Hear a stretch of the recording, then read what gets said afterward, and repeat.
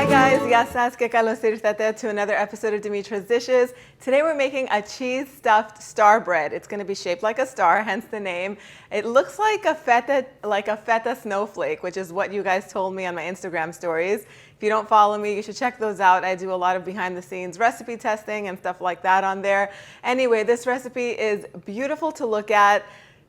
It's fancy, but it's very easy to make. Let's get started. So I'm using my tabletop mixer because it makes life so easy. It has a dough hook attachment. This is my go-to bread recipe. It's the same one that I use to make my spinach and feta pull-apart bread. I make rosemary bread out of this. It's just foolproof. It works every time, so I don't mess with it. I don't mess it up, actually. Okay, so the water's in there, 1.5 cups. 1.5 teaspoons of instant active yeast. You want to make sure if you haven't used your yeast in a long time, you test it out and you proof it by adding a little bit of sugar to this. I'm going to add 2 teaspoons of sugar and a little bit of flour, and then you would just let it sit to make sure that it's alive and well and it's going to do its thing. You'll know that if it forms a nice like puffy cloud on the top. I'm skipping that step again because I've been making bread almost every day and I know that the yeast is good. So I'm just going to take the rest of the ingredients and just put them in here. I have 4 cups of all-purpose flour. The gram measurements are going to be on the blog post. And I have 1.5 teaspoons of salt. You could put 1 teaspoon of salt if you don't like your bread well seasoned. It's not you're not gonna offend me. You put as much salt and as much seasoning as you like in your kitchen, and I do the same in mine. So we need 1/4 cup of olive oil. And 2 teaspoons of sugar. And I'm gonna let this knead for about 12 minutes. I'm using all-purpose flour, so the more you knead it, the better when it comes to bread. You can knead this all the way up to 15 minutes. If you're not using a mixer, then you should knead it by hand for a good 15-20 minutes at least. So 20 minutes would be good. Anyway, I'm gonna let this knead, and then I'm gonna put a little bit of oil in my bowl, transfer the dough in there, toss it around, cover it in plastic, and let it rise for about 1.5 to 2 hours or until it's doubled in volume.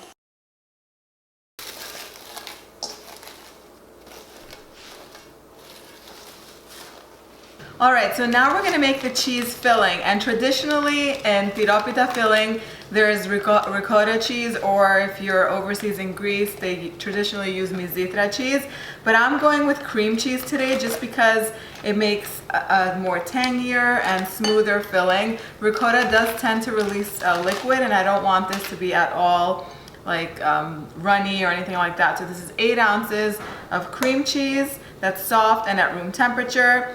This is lots of shredded Parmesan cheese, about 1 cup. Again, all of the gram measurements are going to be on the blog post. Before I keep mixing, I'm gonna add some freshly cracked black pepper. And today for the herb of choice, I'm using some dried thyme, but you can use oregano, dill, mint, whatever your favorite is. Rosemary is nice in this too. A little bit of olive oil to thin it out and help it get smooth. About 2-3 tablespoons. Now, if you prefer the mildness of ricotta cheese, I do recommend that before using it, put it in a strainer overnight in the refrigerator so it can drain out as much liquid, as possible, so it could be nice and dry and creamy. And then I have 6 ounces of feta cheese that I'm just gonna crumble in here. Taste it. Perfect. I'm gonna set it aside. So the dough has risen. It took about 1.5 hours. My favorite way to proof dough is either in the dryer. So you just run the dryer with some towels in there for about 10 minutes so it can get nice and hot. And then you put the dough in there, and of course make sure that the dryer stays off.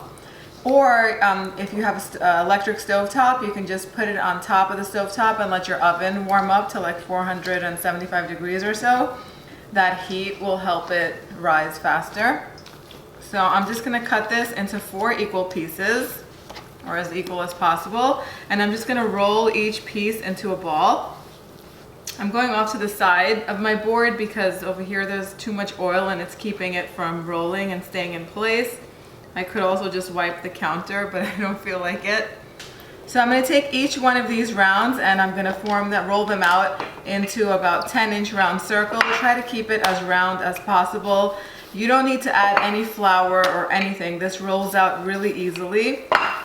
And if you have to go in and reshape it with your fingers, go ahead. A little bit more to go. And that's 10 inches. So I have a baking tray that's lined with parchment paper right here. So I'm just going to put one of the rounds onto the baking tray and I'm going to roll out the remaining rounds and then we're just going to layer the filling in between. Okay, so we're just going to spread the cheese filling onto the first 3 layers because the top layer is not going to have any cheese. So you just want to carefully spread it. And the softer your cream cheese is, the easier this is going to spread. Okay, and I also have some shredded mozzarella cheese. I usually buy blocks of mozzarella and I shred my own, but sometimes life happens and I need a shortcut. So I bought this mozzarella cheese already shredded. Just put a nice layer, an even layer on top of the tiropita filling. And then we're just going to keep going and we're going to do the same thing on each of the other 2 remaining layers.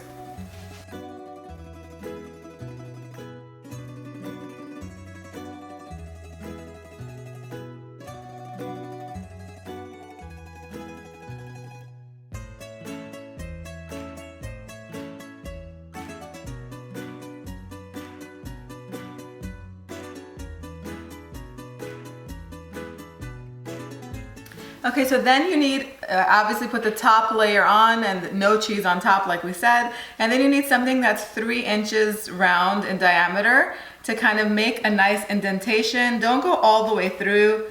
Just press down so that way you're almost cutting it, but you're not. You might have to go in again. Then you go all around and you first cut 4 slits. And then you can cut each portion in half, actually into 4 pieces. So you could end up with 16 pieces, 16 little strips. And I'm just gonna go in one more time with my cup to kind of get it to make that little circle in the center. Okay, so over here I have a little pat of butter that I've melted and 1 egg yolk, and I'm just gonna mix them both together. Once I'm done twisting all of the little strips that we've cut it, I'm just gonna brush this on top, and this is gonna help give it a beautiful golden color. So we're gonna start with 2 strips. And make sure that they're nice and separated. And I'm gonna twist this twice one way, and this one the opposite way, the opposite direction. And then I'm just gonna not combine, I'm gonna stick the 2 edges together and kind of let them become a little pointy like this by pressing them and joining them. And I'm gonna go all around this star doing the same thing. About 2 times. Press the edges together. It's very easy to do. And you could go around one more time to secure those edges. Now I'm going to brush the top with the egg and butter mixture. If you want to leave the egg out completely, that's fine too. You could just do straight butter, or you can add a little bit of heavy cream to the butter and just brush that with that glaze. It's still going to give it that beautiful golden color. If you want to throw some herbs on top of this, some rosemary, that would be nice too. It adds lots of flavor. If you want to sprinkle some sesame seeds on top, that would work too. But I'm going to leave it just like this. I'm just going to cover it loosely with this little piece of plastic wrap. And I'm going to set it aside to rise or just puff up a little bit for just about 20 minutes. You don't want to leave this out for too long, because if it does puff up more than that, it's going to lose its shape, and when it comes out, it's not going to look like a star. In the meantime, preheat the oven to 400 degrees Fahrenheit. Then you're just going to bake it in the oven for 20 minutes. After 20 minutes, raise the temperature to 450 degrees Fahrenheit and bake it for an additional 10 minutes, 10 to 15 minutes, or until it's beautifully golden all around. Once it comes out of the oven, the hardest part, because the house is going to smell amazing, you just want to bite into this, but the hardest part is going to be waiting. You're going to have to wait for 20-30 minutes for that steam to settle and just the bread to rest a little bit, and then you can serve it. I'll show you what it looks like as soon as it's done.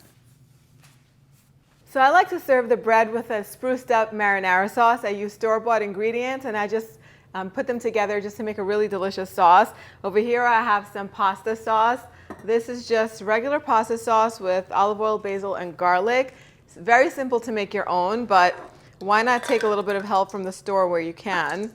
So I'm just gonna warm up a little bit in here. And then I also have some harissa sauce, some mild harissa sauce, which is basically a roasted red pepper sauce that has some nice spices in it. And I like to buy the mild one because sometimes the spicy one can be a little too hot.